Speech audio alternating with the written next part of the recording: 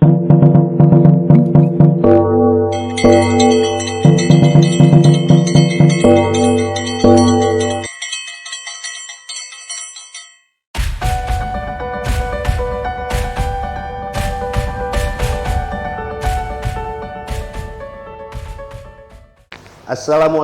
warahmatullahi wabarakatuh.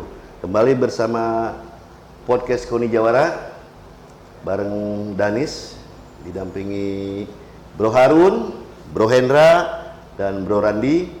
Dalam kesempatan podcast kali ini, saya bersama narasumber tokoh masyarakat olahraga yang memiliki segudang pengalaman yang cukup mumpuni untuk kita gali bersama-sama, meminta pandangan dan pendapat sarannya terkait Subang akan menjadi tuan rumah Porprov ke-14 tahun 2022. Selamat malam Pak Asep.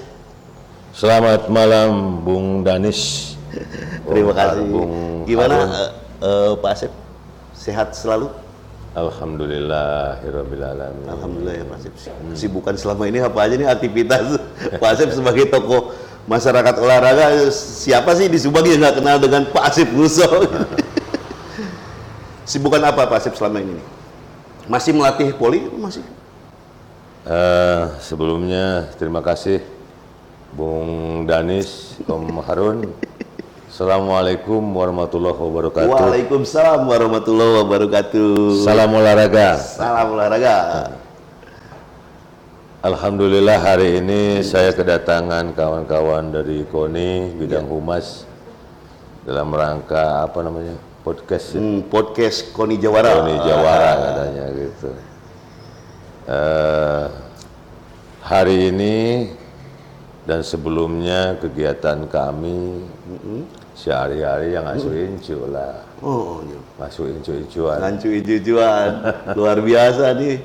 Pak Asep sebagai tokoh masyarakat Ya, olahraga. mudah-mudahan di sisa waktu kita ini mencoba lah selama diberikan kesehatan, kekuatan, ya kita coba untuk mengimplementasikan apa yang didapat, apa yang dipunyai, dimiliki, mudah-mudahan bisa manfaat. Amin, amin, Bagi amin ya orang Allah ya Rabbal Alamin. Banyak lah gitu, khususnya di bidang keolahragaan. Olahragaan. Di samping melatih poli, apa aja nih Pak Asep? Sehari-harinya selama sejak kita pensiun ya hari ini kita masih beraktivitas melatih sekolah bola voli ya, mengkoordinasikan lah dengan kawan-kawan. Nggak bisa hilang ya, jiwa olahraganya mendarah mendaging. Waduh betul kan, dari beliau menjabat sebagai kepala dinas pendidikan, nggak pernah lepas gitu kan yang namanya apa membimbing, membina, mengasuh, melatih anak-anak ya bos, sampai hari ini beliau sudah pensiun masih juga tetap melatih, sibuk melatih. Karena hobi lah. Iya itulah. Jadi pada kesempatan malam hari ini nih, kita manfaatkan untuk menggali pengalaman beliau. Bagaimana menurut pandangan Pak Asep sebagai tokoh masyarakat terkait Subang pada bulan November tahun 2022 ini akan menjadi tuan rumah Pekan Olahraga Provinsi ke-14, Pak Asep. Barangkali Pak Asep punya pandangan apa atau saran apa saat ini Subang akan menjadi tuan rumah, Pak Asep? Baik, yang pertama kalau melihat kepedulian pemerintah daerah ini cukup luar biasa. Alhamdulillah, bagus ya Pak Asep. Kaitannya dengan bidang olahraga, prestasi. Benar. Ini dibuktikan dengan anggaran yang cukup luar biasa. Bukti sokongan, bukti dukungan dari pemerintah begitu baik ya terhadap KONI ya Pak Asep ya. Betul, tinggal bagaimana kita sebagai pengurus KONI dan juga pengurus cabang olahraga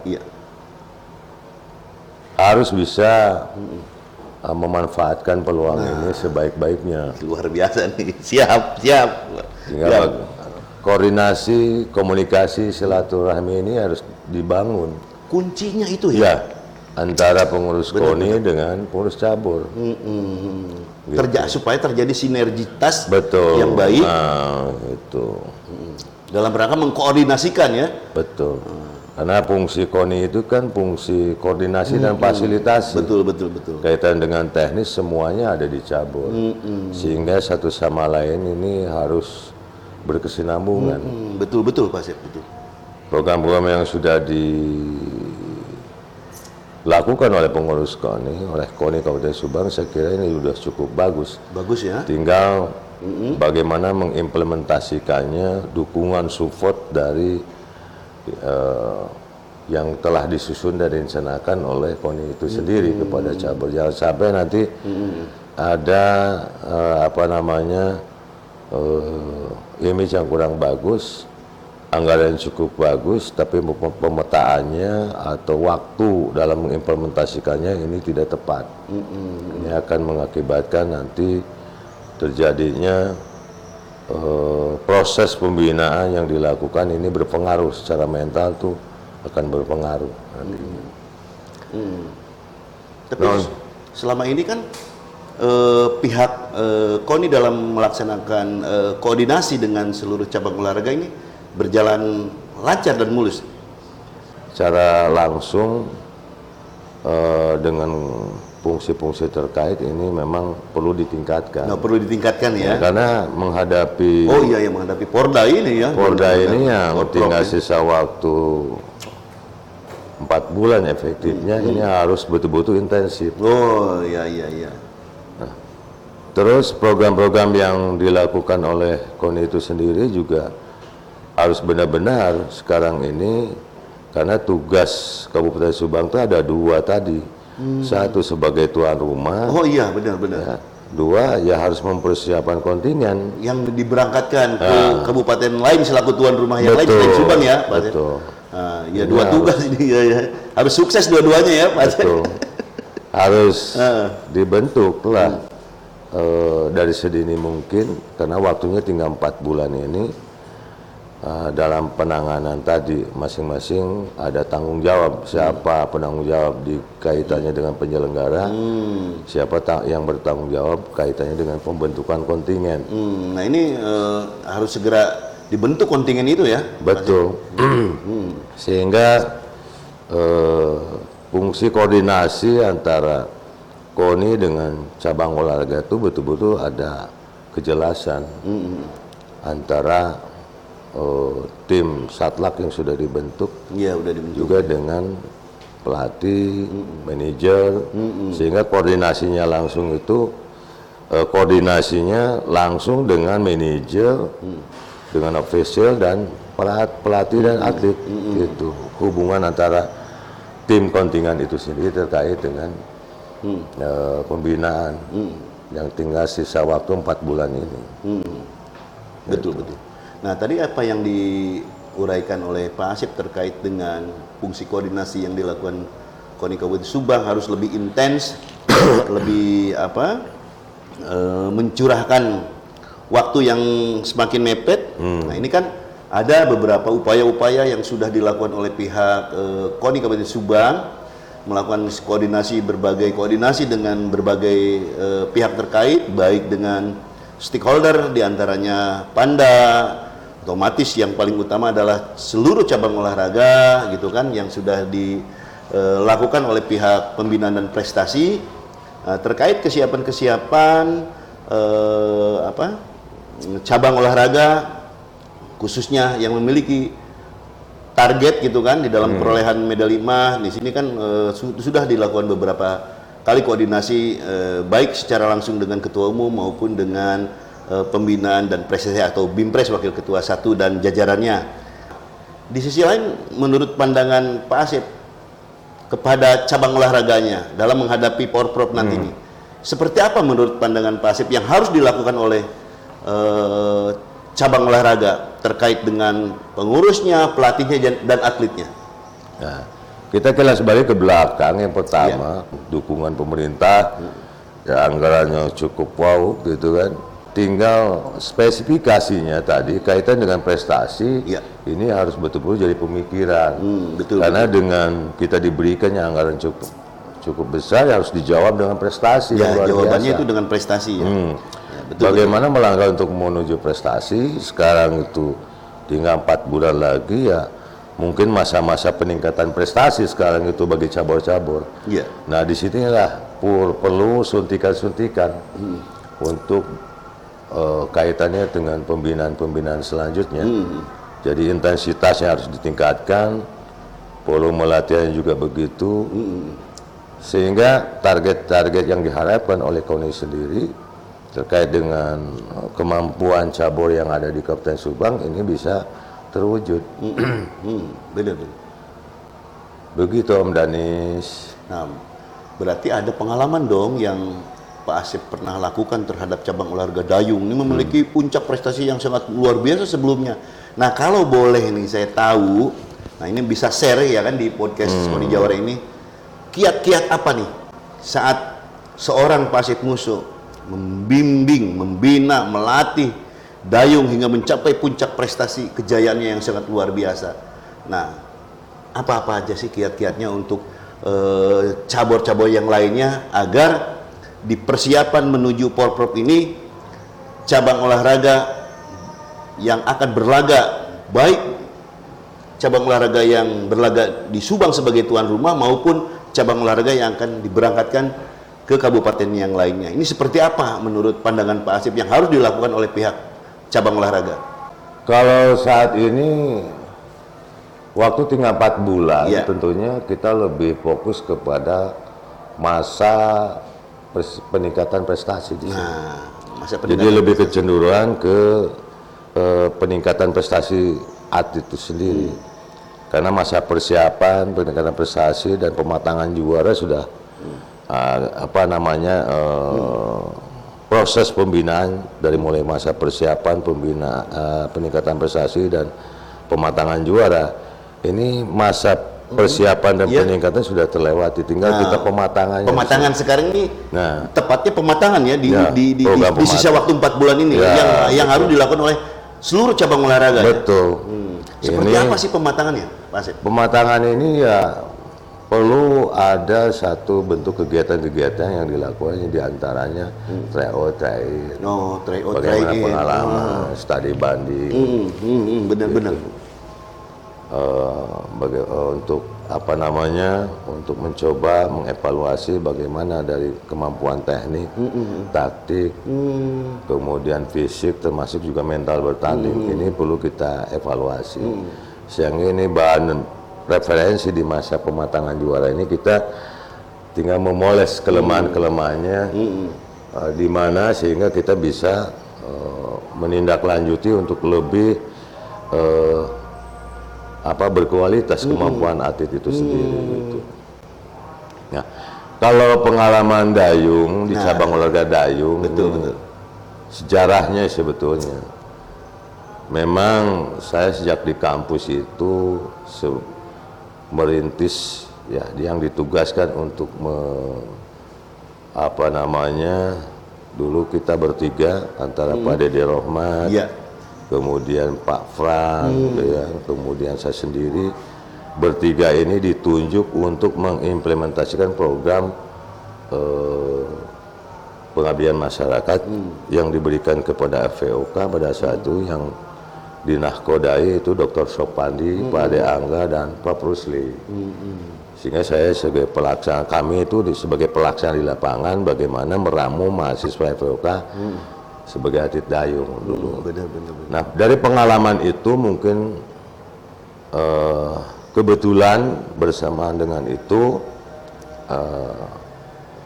Pak Dede Rohmat itu dulu pernah tahun 2001 itu meminta, karena mungkin kita pernah sama-sama melatih di di FVOK, sehingga meminta potensi atlet betul.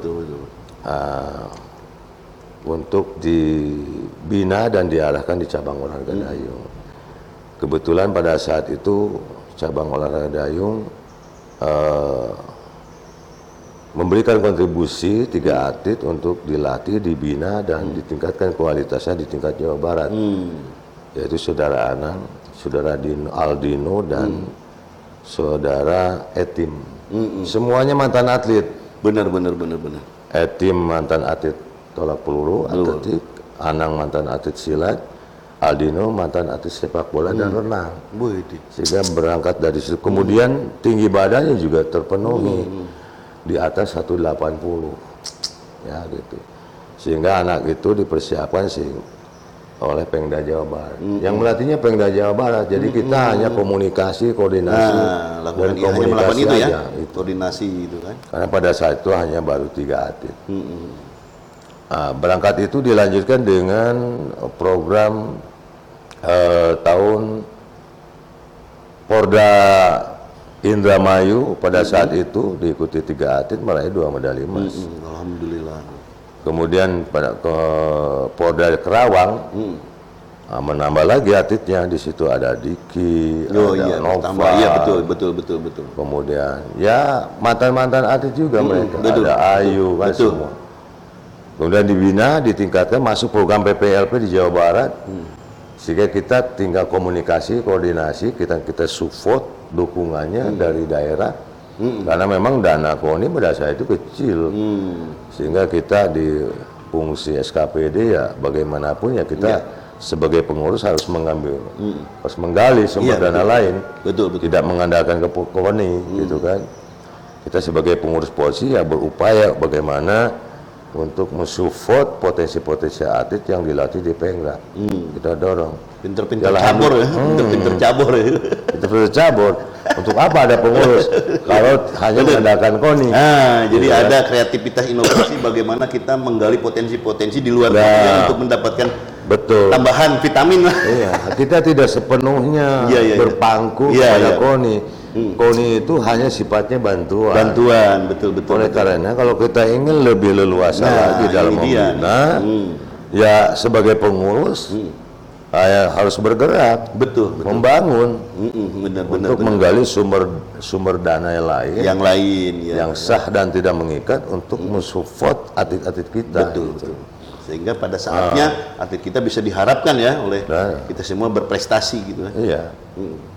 Dan alhamdulillah prestasi yang diraih di Porda Kerawang itu. Meraih cabang olahraga terbanyak, memberikan kontribusi terhadap Kabupaten Subang dalam perolehan medali emas. Luar biasa. Itu asli orang Subang itu semuanya, nggak ada atlet di luar Subang. Benar. Karena dulu zaman Pak Ep itu cokot atlet Subang anu main di luar. Tarik ke Subang, kembali back to basic, pelihara, balik lagi ke kampung halaman. Subang, di Subang. Iya. Kemudian ambil atlet Subang yang di luar Subang, Sinah berjuang atas nama Subang, ingat aja gitu. Benar. Kenapa? Kondisi anggarannya juga cukup kecil pada saat itu sehingga kita tidak bisa membeli lah sekarang itu ya.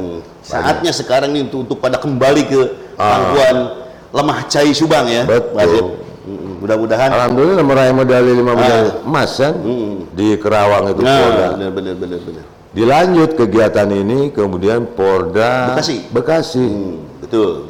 Nah, alhamdulillah potensi-potensi itu karena kita terus berkomunikasi, berkoordinasi dengan cabang olahraga, dengan Pemda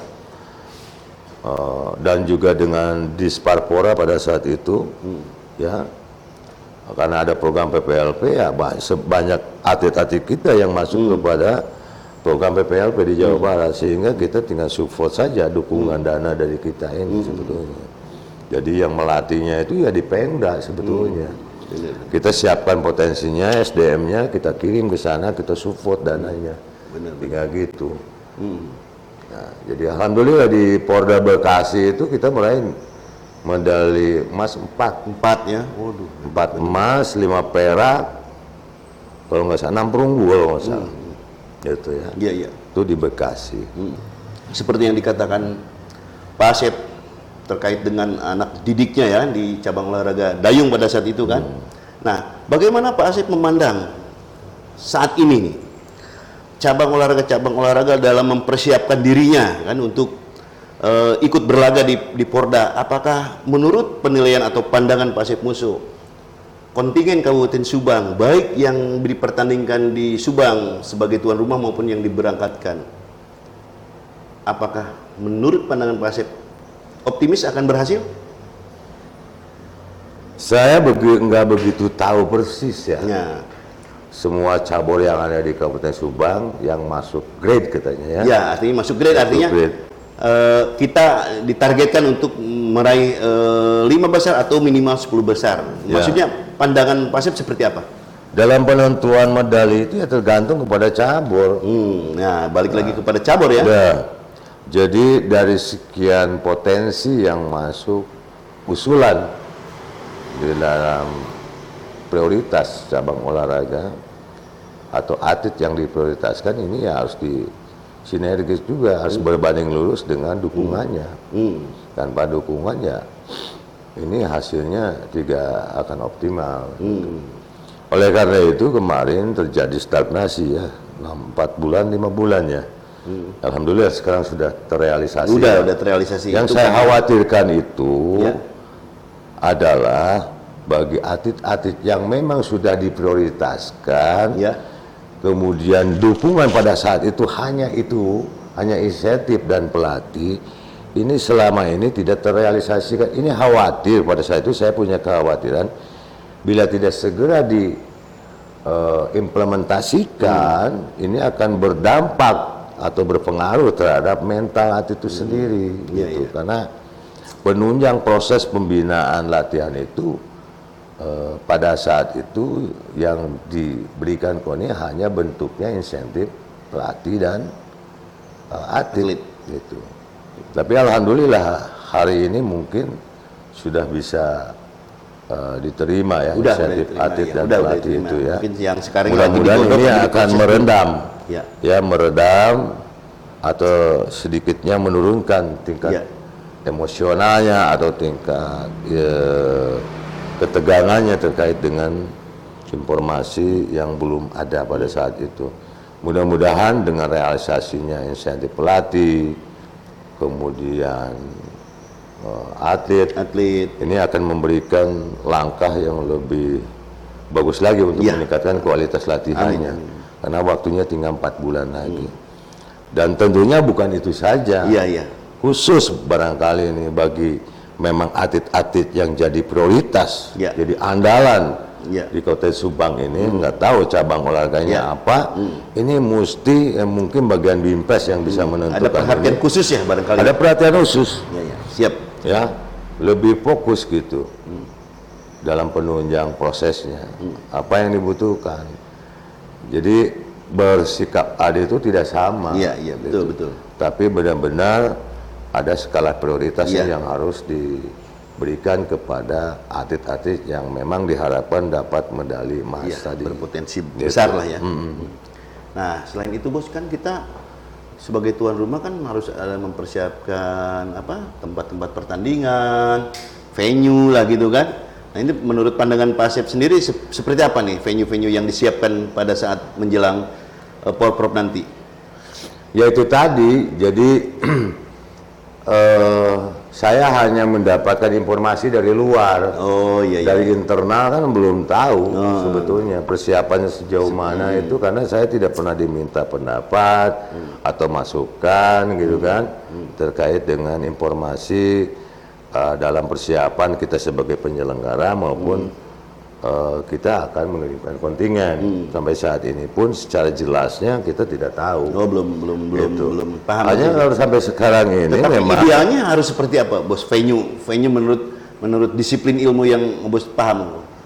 Ya kalau kita jadi tuan rumah harus siap segalanya.